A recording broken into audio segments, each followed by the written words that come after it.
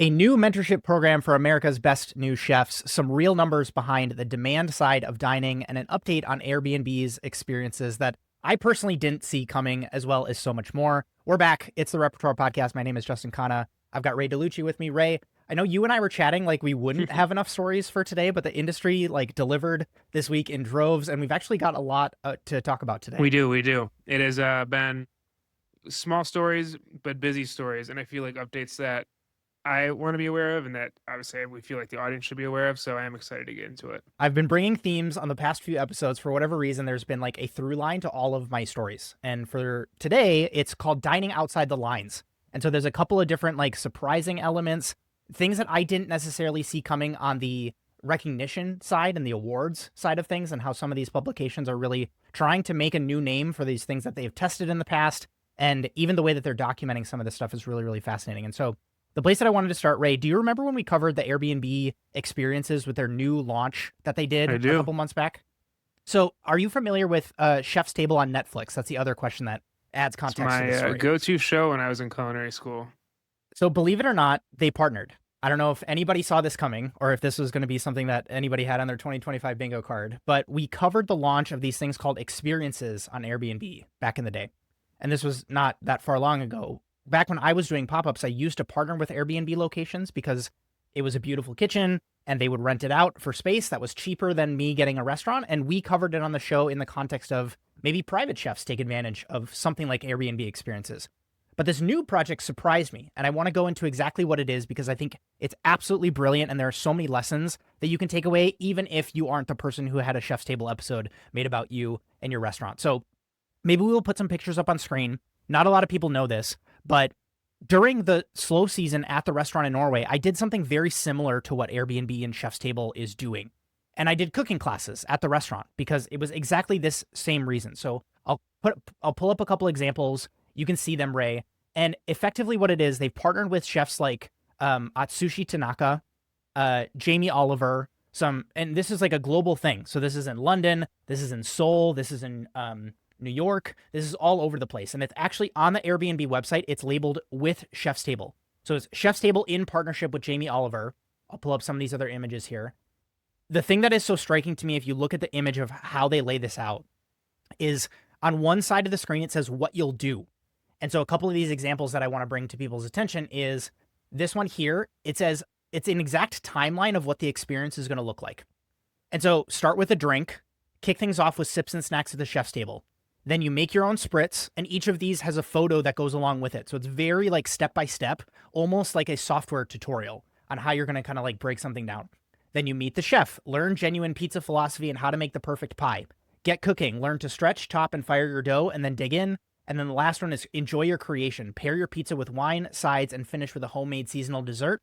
And then on the other side of the screen, so on one half, you see what you're going to do.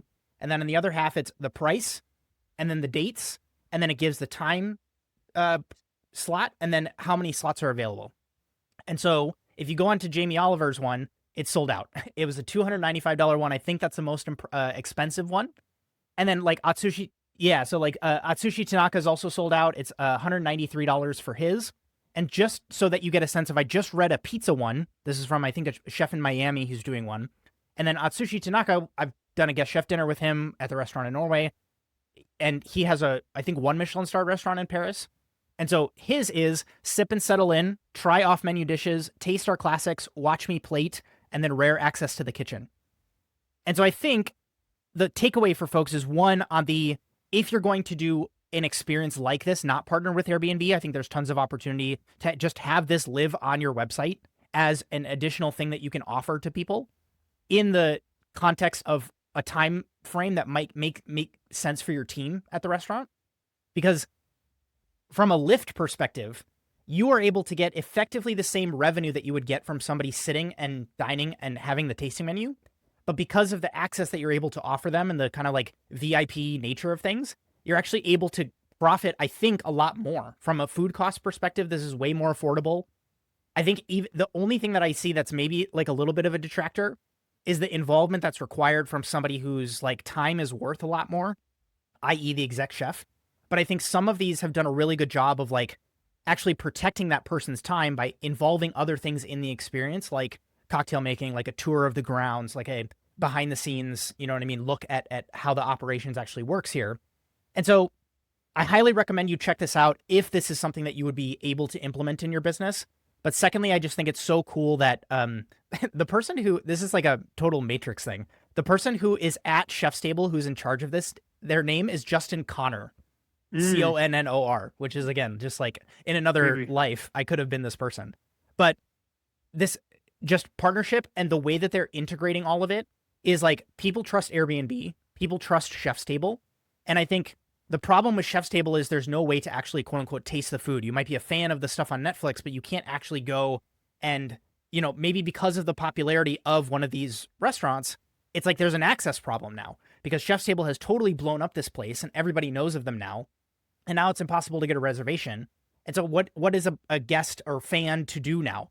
And then Airbnb has this funny thing of, we have people paying, you know, $3,500 to stay for a week in a place, but they're new. They don't know what's going on. And then maybe they actually have a little bit of disposable time when they can come at 2:30 on a Wednesday or something like that. I was trying to look at the dates when some of these are featured.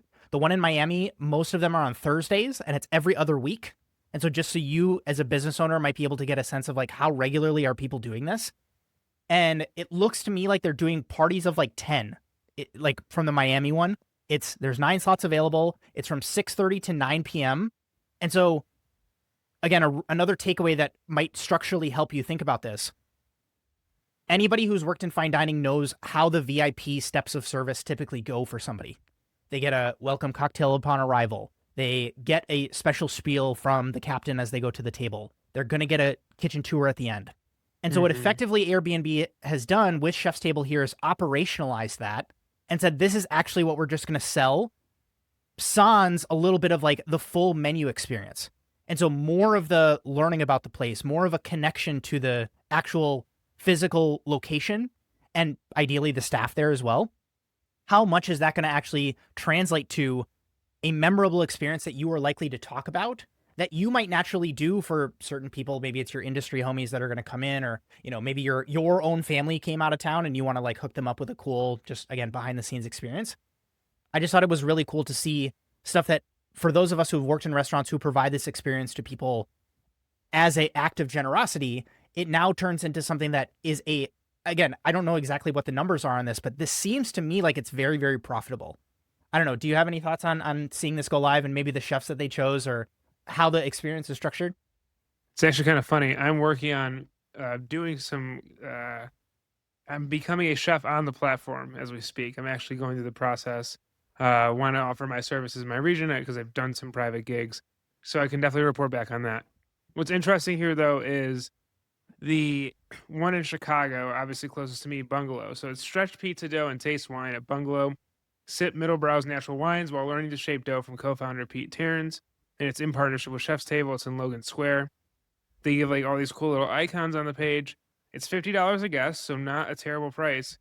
And they are all booked for like the rest of October and November. They have classes every Thursday, it looked like, in October, and then 2 in November. And those are all already sold out. So obviously there's demand for this. I think this will touch on what we're going to talk about later. But yeah, I think it's a great idea. I think it's great income. I think it's like someone like Jamie Oliver, this makes so much sense for, but imagine the reputation you could build if you're known for these classes that take off. So, and I can't imagine, like, he's shaping pizza dough. Pizza dough is not that expensive. Don't want to be looking at anyone's pockets. Maybe they're using really, really nice imported dough, but like pizza dough is not expensive. Wine obviously is a cost, but you only pour a little bit to sip. So overall, like you said, like, this could be a great side income revenue generator for restaurants. And it seems like every 2 weeks they're offering it, and just the exposure of being early on something like this, your headshot is going to be right up next to Jamie Yeah. Oliver's headshot. It's like, it's a little bit of a no-brainer. And even the association of being partnered with a Chef's Table type organization. Again, I just didn't see this coming from Chef's Table offering this and then doing it specifically with Airbnb. I think it's, again, brilliant because each party ends up winning. And I'm talking about all 4 parties, right? So Airbnb wins, Chef's Table wins, the chef and the restaurant that it's being hosted at wins. And then ideally, if this, because expectations are so well set from the Airbnb experience, it makes it so that the guest exactly feels like they're getting something You know what I mean? Like there's a Yep. value there. I wrote this piece called it's not time spent, it's value provided.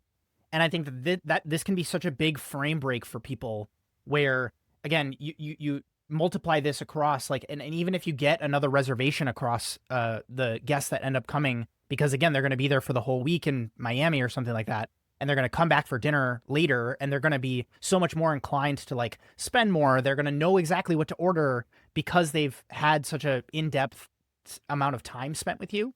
I think that's Mhm. totally going to make a big difference for people. I think the place where you can get caught here is thinking that you need it to look exactly like the dining experience that you offer, maybe like in the actual dining room at 6 p.m. for dinner service, right? Yeah. Like there's a little bit of a difference here. And if you already do PDR events and you have a space for it, I think this could be a total, again, revenue unlock for people who take advantage of this. And so I just thought it Yeah. was interesting and wanted to cover it. Quick pause that might just save you $589. That is the average monthly savings in labor issues that this episode sponsor, 7 Shifts, is saving their operators. If you're struggling with problems like rising labor costs, operating expenses, or even just a lack of time from all of the admin tasks that you're needing to juggle, this might be worth a try. If you're currently running an expensive and disconnected tech stack, using 7 Shifts can save time on payroll processes by effectively automating that entire workflow, minimizing that manual data entry, sitting at the keyboard, doing calculations by hand, and doing those administrative tasks that just feel like a slog. And I know making the switch might feel like a heavy lift in the short term, but it ultimately ends up being a win for both you and your team in the long run. I know I share these dot points as if I'm speaking to operators, but from you folks that reach out to me that are employees and share how you use 7 Shifts at work, I weirdly find myself getting jealous and wish that my bosses were using tools like this when I was an employee in restaurants. Check the link in the show notes to get started for free. They offer a trial and there's no credit card required, which I love that 7 Shifts does, and you can kick the tires to really see the platform for yourself. And now let's get back to the show. Story from Food Dive. This one, I'm not a big matcha tea drinker, so this one is kind of covering a blind spot, and I like to cover blind spots when I do these shows. So, and this may be a blind spot for some people, but being in the food industry, their latest story is a matcha shortage is coming for social media obsession. TikTok has helped propel the green tea powder into the next big functional ingredient, but the explosive demand is straining supply and fueling a rise of online scalpers. I kind of chuckled to myself, Justin, when I saw this because generally, but for the audience that doesn't know, I'm very big into sports cards. Started during the COVID pandemic. There was this issue during the pandemic where these scalpers would go to like Targets and whatnot, and they would buy up all the boxes of sports cards, and so I would have to meet them in like a Walmart parking lot, like a drug deal, just to get a box of sports cards to rip open. It was crazy. And so now, like a store like Target, they had a big headline. They basically you can't buy more than 2 boxes now, and so the industry's kind of reset in that way. And so Wow. the reason I bring that up is it's kind of the same thing with matcha right now. So the Food Dive shares on their end that basically the matcha market generated $478.8 million in 2024 and is projected to reach $762.6 million by 2030. That's almost twice the amount. And that's almost $1 billion. Like that's Yeah, that's yeah. $1 billion industry almost. What's even crazier is retail sales of the tea powder have increased 86% from 3 years ago, according to Nielsen. So the demand is so crazy that they have scalpers kind of entering the market, and so they're forcing tea sellers to put a cap on this. And what I found interesting is quote from this is Peter Gogi. He's the president of the USA Tea Council. Says quote many people don't realize is that matcha is only about 7% of total tea production in Japan. One of the reasons is that matcha processing is exacting and requires specific equipment and process. And so what's going on now is this popularity has led to a boom in wanting matcha. And basically the worry is that A, it's going to be scalped, and B, that you're just not going to find any good because the pricing is going to be too high or people have all bought it. So matcha is prepared from tencha, a shade-grown leaf that is highly susceptible to climate change. Record heat and drought in Japan are leading to smaller than expected harvests this year. So you pair that with the consumer demand, and it's crazy. Tencha trading prices in Kyoto increased 265% between 2024 and 2025, citing data from JA Kyoto. And then there's a tariff on them as well, which is also increasing prices. It's like a 15% tariff. So all this to say is you have lower supply, extremely high demand, you have scalpers and all this stuff going on. And so basically what's happening now is many farmers are having to produce other teas to kind of, share the load of their missing matcha. but in the same time, the supply chains are really strained. So there is a world in the future where matcha is going to be something that we're not able to get. And there's also just this idea that these TikTok trends that seem to consume consumers are really like driving and changing many industries. There's a quote here from Gogi that says there's a lot of TikTok people that will say matcha is the greatest thing for you. It's a bit of a hype. It is good for you, but it's not any better for you than drinking green tea or black tea. So just this idea for me that like A, matcha could having a shortage, but B, the influence of TikTok, of trends, of social media, and just extreme demand in an all-encompassing consumer economy is drastically impacting like things you wouldn't even consider. And I think it's just a wild look at how social media is really driving markets in the food world. So your thoughts? I don't exactly have thoughts. I have just a funny matcha story to maybe share. Is that those that there's a very early episode of the podcast where I interviewed Sari Kawano from Korin, and most don't know this. I never actually published this, but after that interview in the Korin showroom, this chef named Michael Romano, who was the original chef of Union Square Cafe, Yeah. was there, and he was watching the interview, and he's a big, he has a great relationship with Korin, and he is a huge matcha latte fan. Mm. And Korin makes these like beautiful ceramic kind of like cup bowl situations that are designed for matcha lattes. And I filmed like this really cool, like segment of Michael Romano making a matcha latte and steaming the milk and mixing the matcha. And it was just like, it gave me this whole other appreciation for, and I think the other company that was there, the head of the company, I think it's called Kettle, Kettl, matcha. Yeah, kettl.co is the website. This is not a sponsored thing. I just was like, that's the most matcha education I've ever gotten in like this very condensed amount of time. And this was before the pandemic, I'm almost positive. And so it's really cool that it went from this like very artisanally produced, like only, anti-coffee people or people who, like hipsters who love this stuff were onto it. And then again, to your point, the TikTok just kind of like totally blew it up. And there is like a quality difference that I think people sometimes like, we use matcha as this umbrella term, but there are these like nuances that you can go into from different producers in different areas. And that like Kettle makes it into this like bright green chocolate. It's fascinating the way that they make some of their stuff and the ceremonious preparation behind it. So Food and Wine comes out with this Best New Chefs award, kind of like roundup of people who have been making waves in the industry, whether it's from their restaurant or they have opened a new concept. Have you been do you follow this award specifically? I know we talk about World's 50 Best and like Michelin Guide stuff, but Ray, do you pay attention to the Food and Wine list? Not as much. I mean, I stay aware of it, but it's not like my go-to. I think 50 Best and Michelin are more prevalent in my world. So we'll link the full list below. I don't necessarily want to focus on the winners this year. I want to focus on how Food and Wine is treating this award going forward, and then the implications of that. And so the list comes out, and then I'm reading through the kind of like press release, the thing that Food and Wine put out there. And then I noticed that they talk about this thing called a mentorship playbook for Food and Wine's Best New Chefs.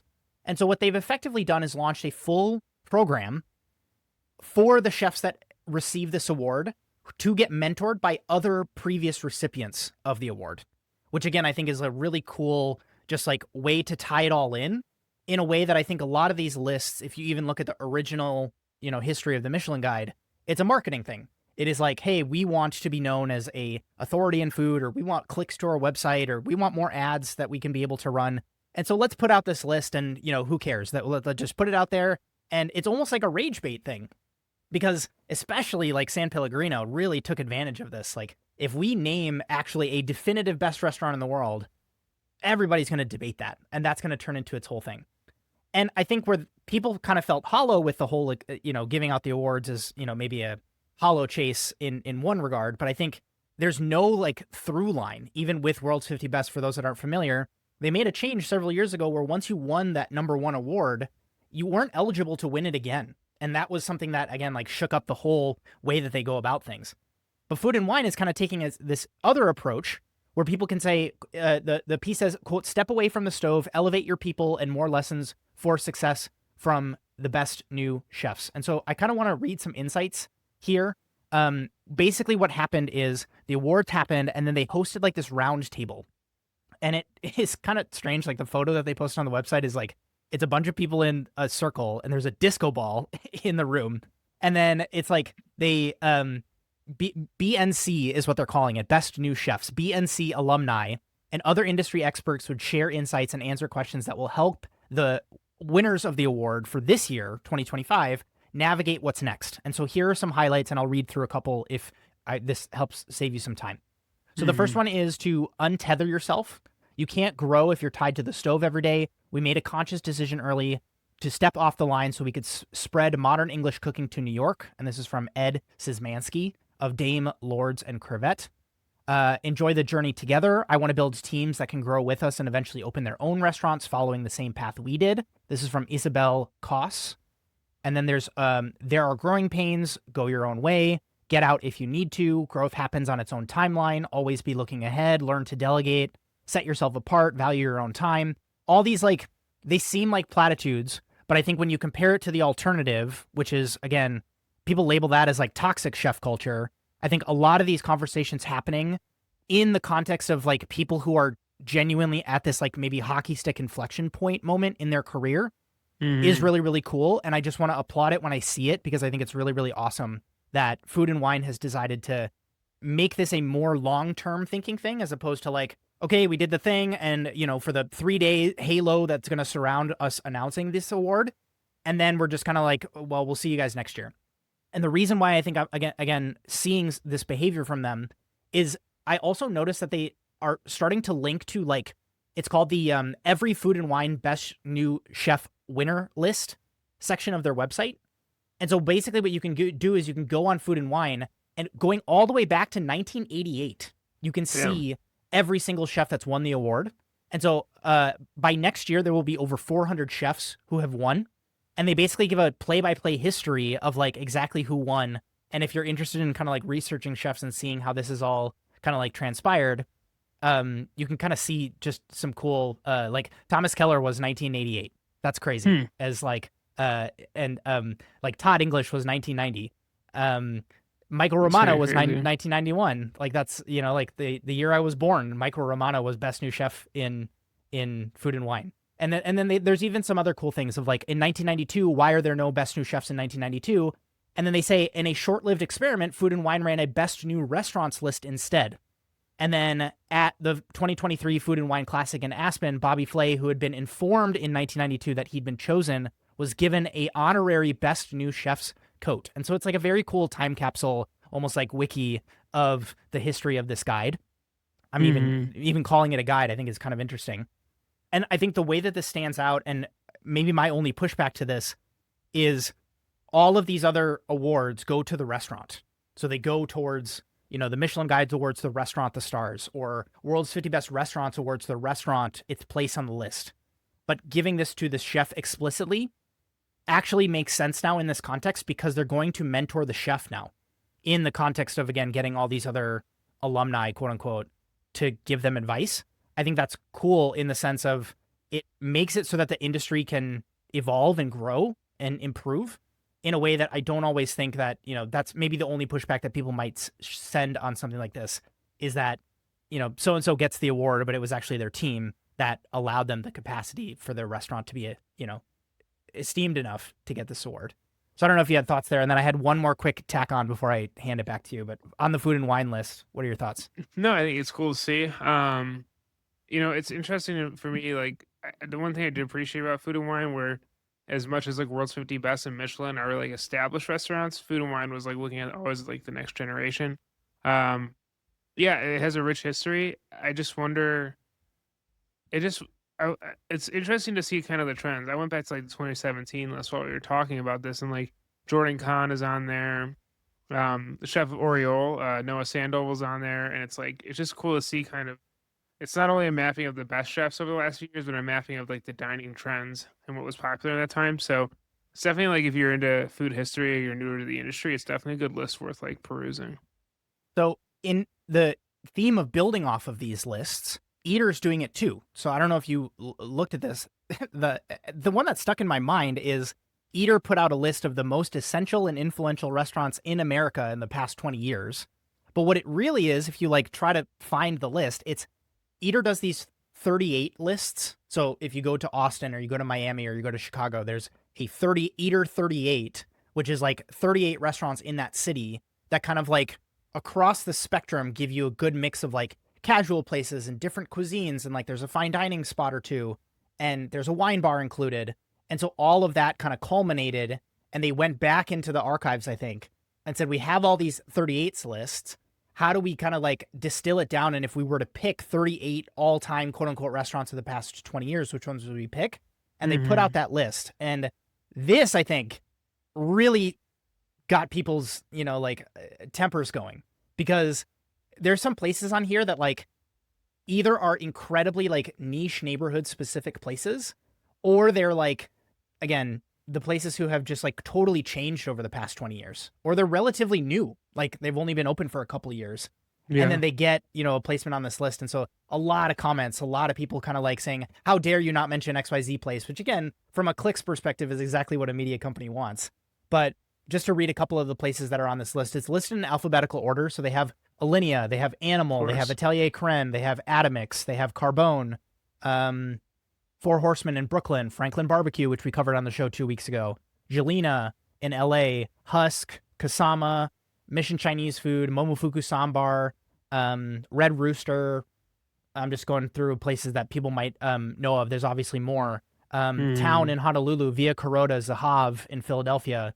And so this list is, again, they're claiming it's the most essential and influential restaurants that you can experience. And that, I think, is just an interesting way to kind of leverage that work that they've put in to putting out these lists.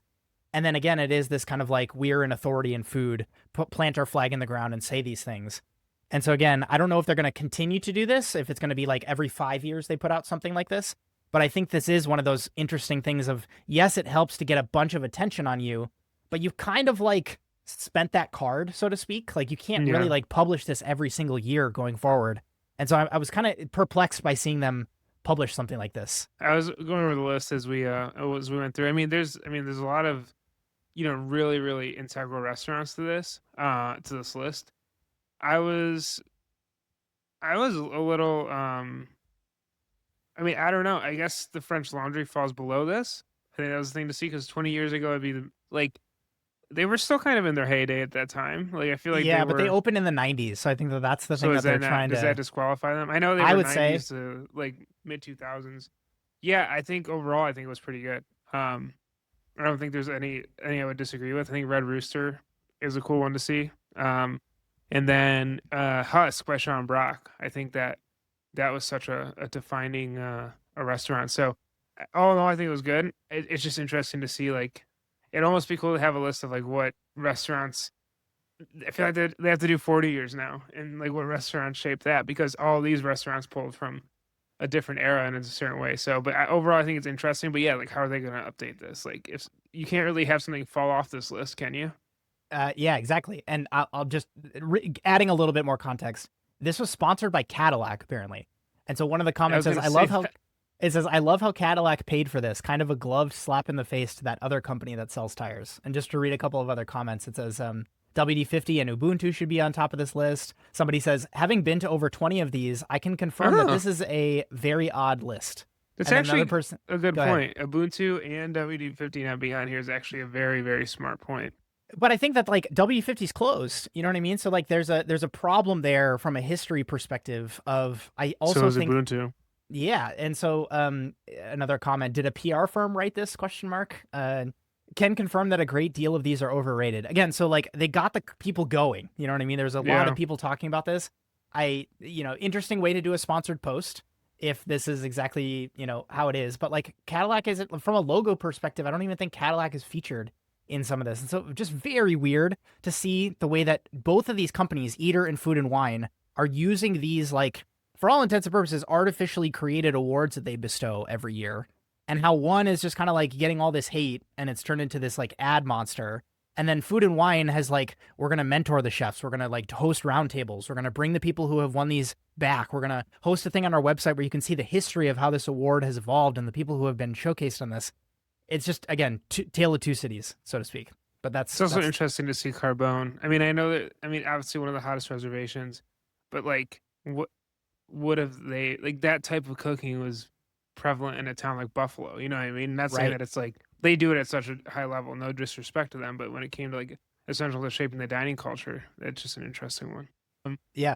all right, next from the National Restaurant Association. So I'm waiting on the August National Restaurant Report Index, which again, these are coming out super late. Don't know why. Whoever is doing the work over there needs to hurry up so I can analyze restaurant industry stats. But they actually had a interesting research report come out on September 18th that I thought kind of bucks the trend on some of the topics, at least I've been talking about on the show. So if I would have told you that restaurants are going to simpler menus and looking for like simpler ingredients, and that leads to like because people have less buying power, would you have agreed with that statement? I think it depends on the restaurant, but overall, I think we've seen the opposite happen where you give people too many choices and too much Mhm. like over and above spieling, and it kind of like makes people feel this paradox of choice problem. And that's kind of where I was at. And this new report kind of has changed my mind. And so basically it says higher income households are driving restaurant sales. So the number of households with income above $100,000 jumped by 5 million during the last 2 years. Higher income households are critical drivers of growth in the restaurant industry, and the good news is that these households surged to new highs during the last 2 years.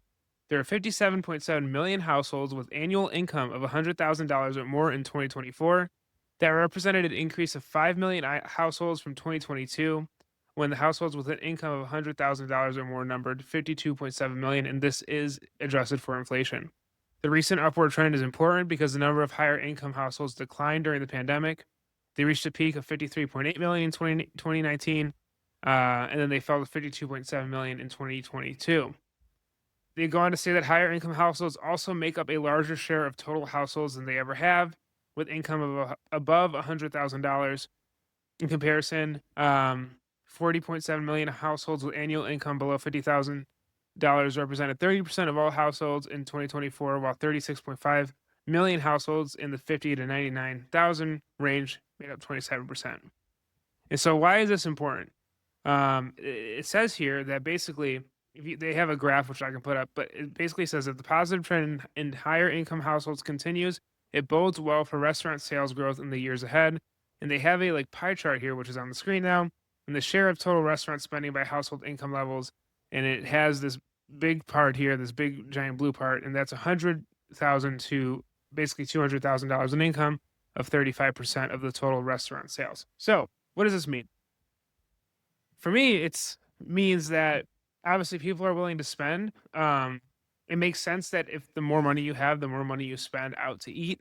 But the fact that, and we've had this conversation, why are restaurant operators banking on more? There was a report last month that I covered where, although foot traffic was down, sales were actually up. And was this sign of inflation?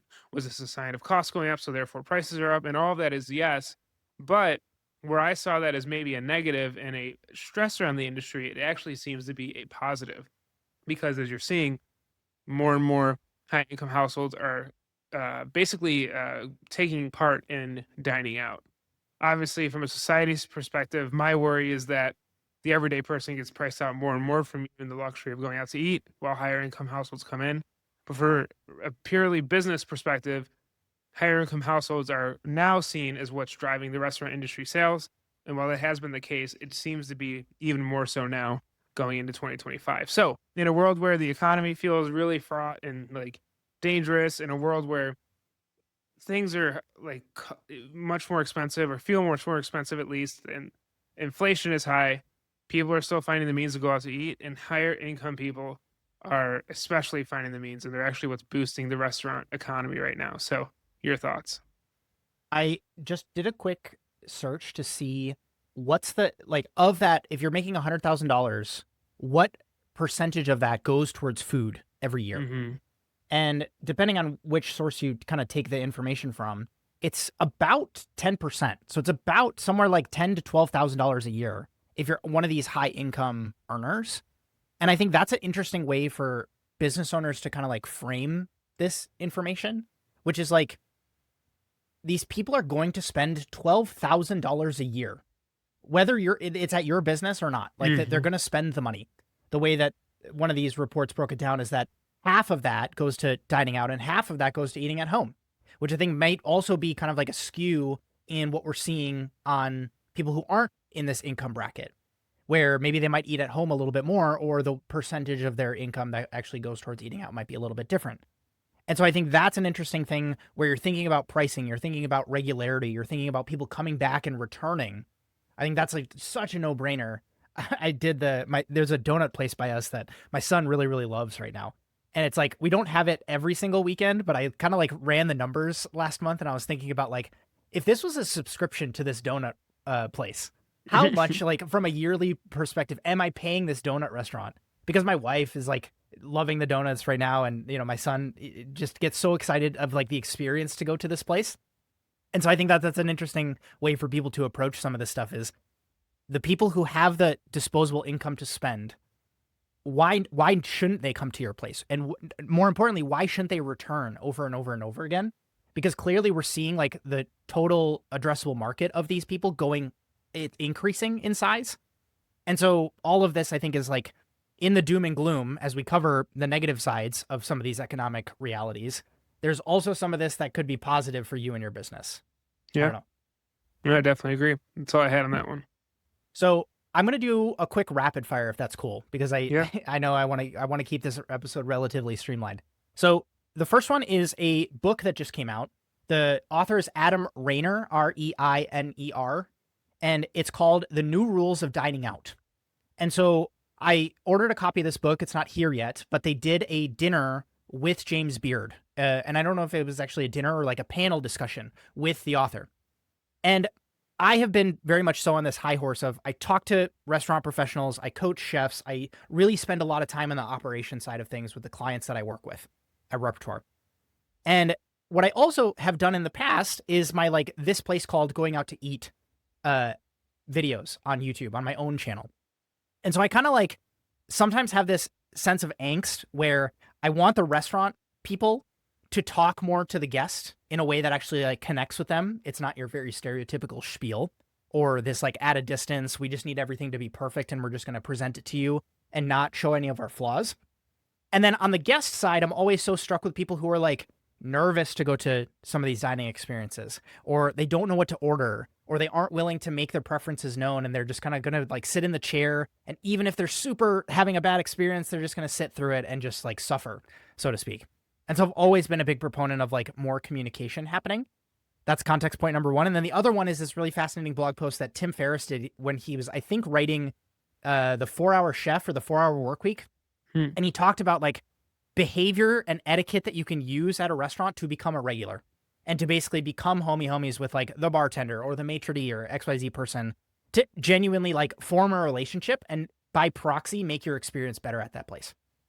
And so what Adam does in this book, I think, is kind of like break down a little bit of that stuff in a way that I hope helps to change people's behavior when they're out at an experience at a restaurant or a bar or wherever you happen to be.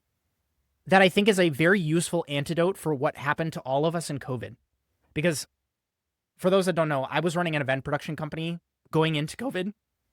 And my business partner and I would have meetings where we'd be like, dude, people forgot how to behave during COVID. Like guest behavior is like abhorrent. You know what I mean? Coming into 2021 and 2022, because the world finally opened up again and we were starting to invite people back. And it was like everybody's just like experience and etiquette and the way that they treated staff and all of this stuff just like was really, really bad. And so what I'm hoping is for the person who is the discerning diner, the person who is like interested in getting into food, exactly what you're talking about, has a disposable income where they're realizing like, hey, we actually do this stuff a lot and I want to be quote unquote better at this. I think that's also really cool that Adam talks about these are things that you can improve about yourself. And so again, we'll leave a link in the description if anybody wants to pick up the book. I just want to talk about a couple of key themes and then move on to the next one.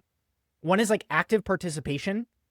The book advocates for diners to be active participants rather than passive observers, promoting a more invested and informed approach to dining out, communicating more, insider knowledge, because this the author was a waiter for 20 years.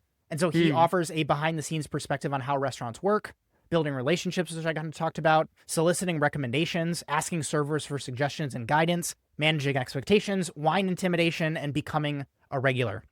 And so all of that I think is stuff I advocate for more because I talk to chefs about improving the experience, but I also want to talk to guests sometimes about like how to enjoy the experience. Because you and I both, Ray, have probably been in situations where like you're just not in a state to enjoy the experience. And whether that's expectation overload or whatever has prompted you to be in that state, I think the more people can enjoy the experience, the flywheel can keep on moving. Otherwise, all this work that goes on in restaurants can kind of like be for nothing if the guest ultimately has a bad experience. So that was the first one. I don't know. Have you been familiar with Adam's work before, or are you going to pick up a copy of this book? No, now that you've shared, I might look into it. Yeah, for sure. I was looking over at the reviews, and actually, Jeff Gordonier, he said he just gave a cool review Nice. about how um basically basically on how to dine out. I like his part here where it says it would improve for everyone involved, servers, chefs, and customers alike. Okay, another quick one. I don't know. Have you gotten or like searched ChatGPT or Claude or Gemini or like any of these platforms in the context of looking for restaurants yet, Ray? No. Okay, so that I think it's come across my radar with other businesses. So people who run landscaping companies or you're a website designer or insert your area of expertise. It's now becoming a thing where people are starting to get answers from an LLM where the AI is recommending a specific business as opposed to just like generic advice. And it will give a link to your website, which is very, very interesting. Secondly, OpenAI just launched the ability to now shop on the platform. So they partnered with Stripe, and you can literally just check out in the chat window, and you can buy something from like Etsy and get it shipped to your house. That's what they did in the demo. I want people to be aware of, is there a world where you're actually leaving money on the table because of the way that you show up in AI? And so everybody should, like, as they're listening to this episode, open up their large language model of choice and post what restaurant in your city should I go eat at if I'm interested in, and then basically put in what you think your restaurant does from a cuisine perspective or a price point perspective or whatever, and just see what kind of comes up. Because I think that that is a fascinating case study into what other people who are, again, if it catches on with shopping, that user behavior is just going to translate over to, I'm traveling to Austin and I want to go get barbecue. Where should I go? Because again, like Ray, you and I have our typical places where we will go to look out, and seek out these lists and get recommendations from friends or whatever. For the average person, this is replacing Google. And the problem is, like, SEO stuff, there's actually a different term for the way that the AI actually gets the information to recommend you specifically. Yeah. I don't run a business that's based off of this, but I just want people to be aware of some of this stuff. And then the second one that ties into all of this from the recommendation perspective is credit cards are also changing for these, again, the group of people that you talked about. And so for those that aren't familiar, two companies in particular, Chase and American Express, have been memed into oblivion, basically, because they're changing how their cards work now. And so they're calling them coupon cards instead of credit cards. Because the way that they're working is, it used to be a $95 annual fee, and you could get this card from American Express. And then they would give you some benefits to kind of like soften the annual fee, blah, blah, blah, blah. What has happened in recent years is that fee has just like spiked ginormously. And so the new, I think it's like a platinum card from American Express or something, is like $895 a year to have this credit card. And the way that they justify it is they give you what's called credits to individual companies. So for those that don't know, Resi is owned by American Express. And so they give you $100 per quarter, so $400 a year in Resi credits. And so what's basically happening is people are now basically getting this money that's like going to burn a hole in their pocket. And they're basically going to have a choice of this restaurant reservation ecosystem. And so as an example that talks to counterpoint, Chase is using OpenTable. Interesting. And so now it's like everybody online is talking about like these individual cities having more Resi restaurants or more OpenTable restaurants. And so if you live in San Francisco, maybe don't get this card. And so I just want restaurant owners to be aware that all of this stuff is happening. You might be getting marketed to death on some of these things, depending on where you're operating. But I do think it's this is a person who is basically in the income bracket that you want to be coming and eating at your restaurant, depending on the place that you have. And it's also like quote unquote free money that they're, experiencing, where it's like, hey, I have $100 to come here. is there a world where you can kind of like restructure things so that you encourage people to spend maybe more than what that $100 is, so that you as the restaurant ultimately benefit? You're still going to get paid, I can imagine. But it's just two very interesting like landscape changes. We're going from like Google Blue links and SEO stuff to AI large language model recommendations. And you're seeing that across like trip planning and the way that people plan an entire vacation. And then we're also seeing credit cards used to be like one, way that people might like get a little bit of cash back on dining or whatever. And now it's like the cards are just like these totally different beasts. And how do people decide like where are they going to go? Is that something where you can take advantage from being a regular perspective and say, hey, like we're actually going to form a relationship with these people who actually show that they're paying with this quote unquote credit. And again, I don't know if the restaurant can see some of this stuff because it's just you put your card down. But is that something that you can train your staff on? And hey, if we see a credit card that looks like this, we want to make sure that that person, like, they get it every quarter. And so is there a world where like every quarter we can encourage these people to come back to us as opposed to, you know what I mean, going to another place that might be a competitor? And so I don't know. Do you have thoughts on either of these ideas? I think it's just, I mean, the whole credit card thing, it's just, it works for some people. Like, I know there's people that like really like spend a lot of time on like the perks and the benefits and whatnot. For me, it just seems like so much work, but I guess it works for some people. I switched and I was like, none of this like coupon stuff. I switched to a card that's like gives me 3 to 4% back across like everything. And that's the change I made. I was like, it's not worth my time to like juggle all this stuff. Yeah, it's like its own day job. And then regarding the ChatGPT, I'll say that I don't use it for restaurants. I do use it for book recommendations, and that's kind of been my go-to. And it's just, yeah, I mean, it's just such a transformational tool. So it's interesting to see for sure. And I do wonder, like, as we go on further, how much more integrated. Now I'm also worried, like, how much more integrated everything's going to get with ChatGPT. So it'll be interesting. Well, I should also add, just for people, because I'm starting to experience some of this stuff in this really kind of like creepy way from a data perspective. If you are already using a large language model for questions about your restaurant, make sure to like eliminate the context window or do an incognito search in some way, shape, or form. Because if the LLM knows from memory that you have a restaurant called blank in blank city, it will probably return your answer and you will basically get bad data because it already knows that about you. You know what I mean? So of course it's going to give you what it thinks you want to see in sharing your own restaurant with you. And so if you're going to do that exercise that I showed you, it's a little bit like Googling your own name. It can kind of be like a weird experience, but make sure you wipe everything clean. And so you're experiencing this as if you are a random office worker at a startup or something like that, searching for a restaurant recommendation in this area. That kind of leads me into the last story just really, really quick, because I think it's a hilarious video. So do you subscribe to Morning Brew, the newsletter? I do not.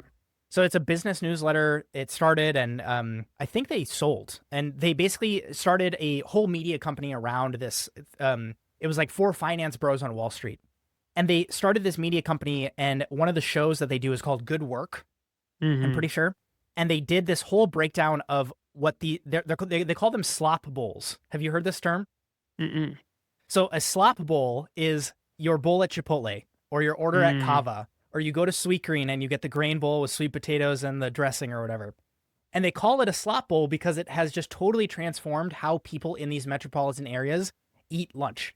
And they talk about this in the video of like, bring back the 90-minute steak lunch. That is the power lunch that people, you sit in the dining room and there's white tablecloths and you're getting people in a tie to come, serve you, and you have a glass of wine or whatever, or a cocktail.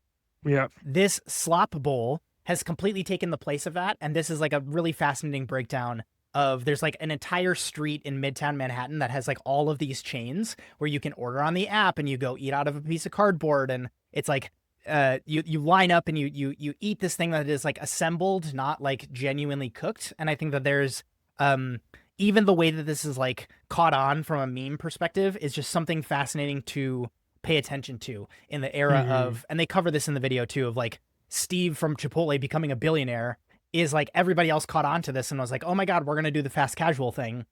Just be aware that people are using the language of slop bowl to describe what you're serving out of your place. And then maybe there's something there that kind of like changes how you present things, how you garnish things, how you assemble stuff. And maybe this is just a passing fad because clearly like these, people are still getting business. Like there's obviously still like a habitual thing of people going and experiencing some of this stuff, but it Yeah. is like competing costs, people wanting variety, people wanting to hit protein targets, like all the things that we're covering on the show here kind of like come up and manifest themselves into, unfortunately, what is called a slop bowl, but it's like all in the context of like people talk about content from AI being like slop content. And so it's like all the internet culture right now, people are talking about slop bowls. So glad you hadn't heard of it yet, Ray, because it came across my feed and I was like, what is this? I feel like I'm attacked. I'm a big proponent of the slop bowl. I love it. Yeah. So I got it as a burrito because I needed to be able to eat it one-handed, but I did get a Chipotle burrito yesterday. Fun fact, the kids menu, like the thing you can get for kids at Chipotle is like totally underrated parenting thing. Because you get quesadilla and rice and beans and milk and fruit, and it's like a whole meal for like $6, I think, at Chipotle. It's a total no-brainer. yeah, there was a point where I was getting Chipotle every day of my life at a certain point. So And that's that what was they in talk about in the 2018. video is like people who just like, well, I have to look forward to my slot bowl today. What am I going to have in my slot? Again, it's a crazy world that we live in. Anyways, those are my quick rapid fire ones that were maybe not so rapid fire. What do you got? The first one, just want to keep an eye on for all of you Aldi lovers. Aldi is rebranding a bunch of their or reformulating a bunch of their private label food. It made news in a couple headlines today. I saw it in passing, but they're basically just like revamping all of their private label stuff. And I see that Aldi as chasing Trader Joe's, even though I put Aldi above them. And so I'm very interested to see in this stuff, and maybe I'll do some TikTok reviews on them. But just something to note. Private label is huge right now in food in the restaurants or the grocery store space, and so cool to see. But the one story that I had that was like kind of rapid fire is Chef Flynn McGarry has his own restaurant coming out in October, and this is from Grub Street. It's Flynn McGarry has built the restaurant of his dreams. The one-time wonderkid is ready to embrace his California roots, and the article basically goes through and talks about Flynn's progression from you know, his own restaurant, Gem, which then had Gem Wine and Gem Home, and where he very much was like doing this fine dining establishment type place, very much inspired by Nordic cuisine, to his new restaurant that's in New York City, more based like to down to earth cooking. It's still fine dining in a sense, but I just wanted to share kind of in his words what this is about. So Cove is the restaurant, is opening October 7th, and quote, we offer multiple dining options from an 8-course menu served in a setback room adjacent to the kitchen to a generous family-style dinner and a la carte options served in our airy main dining room. The menus evolve frequently based on what's in season with a focus on local produce. Quote, he'll serve an 8-course kitchen menu plus family-style dinners and a la carte options. People just love choices. He characterizes his newly breezy approach to assembling a dish as a vegetable with another vegetable in a sauce. He's considering a carrot schnitzel and has plans to revive the cold corn soup he prepared at Gem. Eggplant might get grilled until its innards can be scooped out and mixed with wild rice and mushrooms, while the skin would be repurposed as a vehicle to steam chawanmushi like custard, at which point the whole thing would be reassembled and served with pickled herbs, perhaps lavage stems, and maybe some pickled green blueberries. He has definitely settled on the lobster, halved rubbed with salted plum paste, stuffed with yellow beets, and topped with rose butter made from pickled petals. It may sound complicated, McGarry says, but there's nothing here that's like 85 steps. There's also a line wherein he, in this menu, kind of realizes he's from California and not Denmark, kind of chasing the Nordic inspired cuisine that he had gone after. And I just thought it was a cool evolution. Chef Flynn obviously came on very young to the scene, very talented, like, a protege in cooking, as you would say. And it's been cool to see over the 7-year period him kind of adapt from chef inspired by Nordic cuisine to really going back to roots, a price point of like $200, and just trying to make his food like still elegant, but a little bit more laid back and yet more approachable, but also a really good, valuable dining experience. So, any thoughts of yours, Justin? I was looking at the thing. I think his sister is the wine director. Did I miss So that? Paris McGarry, and I'm just like doing internet sleuthing as we're talking here. But I think it's his sister. Like there's like a picture of them two together, and she says family photo. That's cool. Like it's again, restaurant of your dreams. Like Flynn knows he's going to be doing this for the long haul. Like this is Mhm. like Again, you build a job that you don't want to take time away from. And I think he kind of did that with Gem, but I think it was in a lot of ways a pushback from the fine dining molecular stuff that he was trying to do in his pop-ups. And he was trying to find like a sustainable business model where, for those that don't remember, he was doing like selling bottles of wine, and they would do like I think in the pandemic, and I think a lot of people pivoted to this, like a grocery kind of thing where you could buy like condiments from there. And so I'm just bummed because I've never had Flynn McGarry's food. I've been covering him on the podcast for ages because I think, again, you would be remiss not to. Like the way that his career trajectory has gone and how he's been able to show longevity. And again, like without having tasted his food, it's difficult for me to like, I try to make a habit of not talking about this kind of stuff. But even the menu, like the way that the design is, and even looking at the structure of things, it is this kind of like California meets, like there's more Japanese influence, I think, here than a lot of other menus that he's done in the past. I think it's cool that he can do it in New York. I think it's like another one of these funny transplant situations where you're not going to take this menu and go compete in California because it's like, you're going to be competing with everybody else. But is there a world where you can do it in another city like New York, and now all of a sudden you're able to find success because you're the only place in town who's doing this sort of thing? I need to do a piece on that, which is like the proximity problem. Like you can have a bunch of different, you can have an idea that's not so new, but because you're doing it in a place where like you're the only name in town doing that thing, you actually are able to find success. I think there's something there that is just kind of interesting. And this is a total example of that with like tuna wrapped in sweet potato with summer kosho, blistered sun golds with mussels and basil, a grilled eggplant with dashi custard. That seems to be like the big presentation that they do. And even just, Flynn has done other content before about how mindful he is of eating habits of guests. And he is very, very, very in tune with, maybe people don't want a 20-course tasting menu. Maybe family style is having a little bit of a resurgence. Maybe people do want to eat with their hands a little bit more. Maybe people want choice. Maybe people don't want choice. He is very, like, again, a superpower of Flynn's is his ability to observe consumer behavior. And I think the way that he has structured things here, the space looks beautiful. Having 3 menus, I think, makes a lot of sense because even if you put all 3 menus side by side, there's a lot of crossover. And so from a prep and operations perspective, the kitchen team can actually like keep the same mise en place, but the way that it's served, the way that it's plated, I think that's like totally brilliant because some chefs have the opposite problem. Like I went to a place that has a tasting menu and an a la carte menu, and they were 2 completely different menus. There was no Venn diagram overlap. And I was like, oh my God, like this is so crazy that they don't take advantage of any of this, prep overlap. And some chefs take a lot of pride in that. Like I totally get it. But like, if this is going to be something that you want to run for the long haul, cooking like this seems like if I was to open a restaurant, to phrase this another way, it would look something like this. Like this is really, really fun. This is something that you genuinely want to show up and cook at every single day. And to put your name behind something like this, I think is like, it makes a lot of sense. So I'm, on my next trip to New York, I definitely plan on prioritizing a reservation here. Sounds good. Yeah, I agree. I think it's worth the visit, and best of luck to him. One other shout out is a friend of Line Cook Thoughts and your podcast as well, EJ Lagasse and Emerald. Yes. Lagasse, Emeralds in New Orleans just got number 30 on World's 50 Best. So congrats to those two. And just to be clear, World's 50 Best has started to do a North America list. So like all of North America.